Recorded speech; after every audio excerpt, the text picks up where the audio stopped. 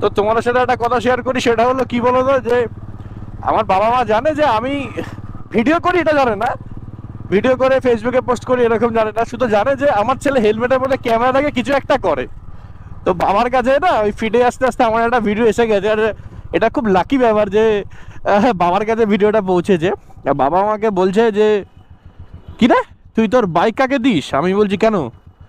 বলছে না, তোর বাইক আমি চিনি, সবুজ ট্যাঙ্কি, অন্য লোক মনে হয় তোর বাইক চালাচ্ছে। বাবা, বাইক কিন্তু নিজের স্বপ্নের বাইক কাউকে দিবি না, কখনো কাউকে দিবি না। তোর বাইক নিয়ে কিন্তু একটা ছেলে দেখি র্যান্ডমই ভিডিও করে, হ্যাঁ, আমি প্রায় সময় ফেসবুকে দেখি। আমি বললাম হ্যাঁ, ওই বন্ধুটার বাইক নেই তাই একটু মানে দি, না হলে রাগ করবে।